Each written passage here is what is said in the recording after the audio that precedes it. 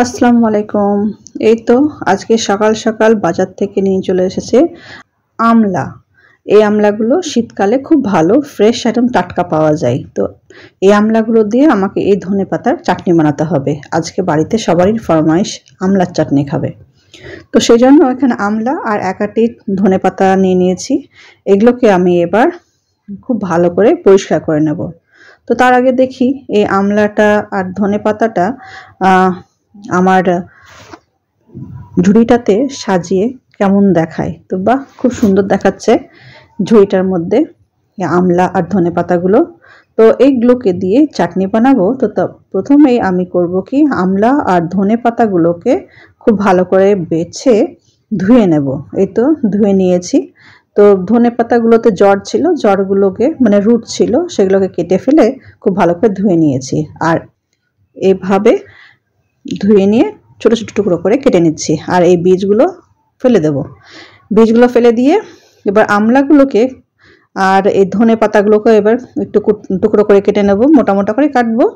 আর এখানে দেখুন কিছু রসুন আর কিছু আদা আর কিছু কাঁচা লঙ্কা নিয়েছি। ঝালটা একদম আপনার নিজের মতন দেবেন। আর এইভাবে এগুলোকে একটি বড় মিক্সির বাটিতে আমি কিছু আমলা দিয়ে একসঙ্গে পিষে নেব। তো পিষতে গিয়ে দেখছি এই বড় বাটিটাতে পিষাই হচ্ছে না। তো সেই জন্য আমি অনেকক্ষণ ট্রাই করলাম, তারপরে সে বাধ্য হয়ে ছোট যে চাটনির বাটিটা আছে ওটাতেই করতে হলো। তো সমস্তগুলো কিন্তু সুন্দরভাবে বাটা হয়ে গেছে অল্প অল্প করে। আর এবার আমি দিলাম কিছু এটা হচ্ছে ভাজা ছোলা। তো ছোলা ভাজা দিলাম। ওই যে 5 টাকার প্যাকেটগুলো পাওয়া যায় না রাস্তাঘাটে, সে একটা প্যাকেট দিলেই যথেষ্ট। ছোলাটা দেওয়ার একটাই কারণ, এই যে চাটনি থেকে জল বেরিয়ে আসবে, এই ছোলা দিলে পরে আর চাটনি থেকে জল বেরোবে না।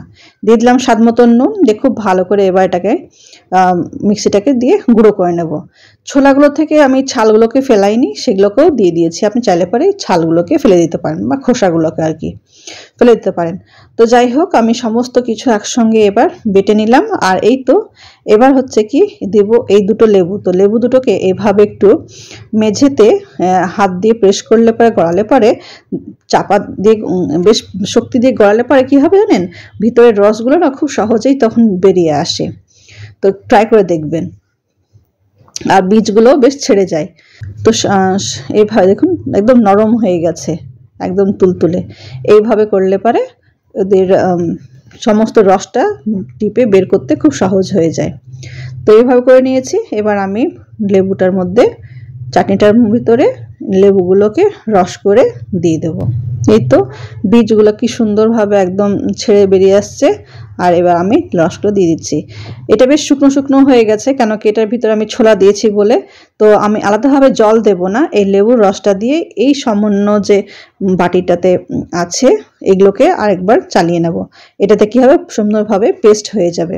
তারপর এই সমস্ত পেস্টটাকে ওই একই বাটিতে যেগুলোতে আমি ঢেলে রেখেছিলাম সেগুলোতে, এই দেখুন কি সুন্দরভাবে সমস্ত ছোলা তারপরে এগুলো পেস্ট হয়ে গেছে। এবার আমি এটাতে দিয়ে মিশিয়ে দিচ্ছি খুব ভালো করে। এবার আমি এগুলোকে ঘেঁটে মিশিয়ে দেব।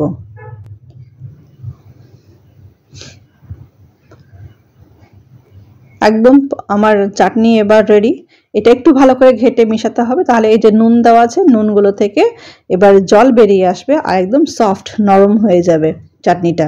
এই চাটনিটা আপনি ভাত, রুটি বা যে কোনো স্যালাডের সঙ্গে, এটা হচ্ছে বেসিক চাটনিটা আর কি। এটা অন্য স্যালাডের সঙ্গে আপনি মিশিয়ে খেতে পারেন। এটাকে বানিয়ে স্টোর করে ফ্রিজে রেখে দিন বা বাইরে থাকুক, অল্প অল্প করে নিয়ে খান, এনজয় করুন, দারুণ স্বাদের।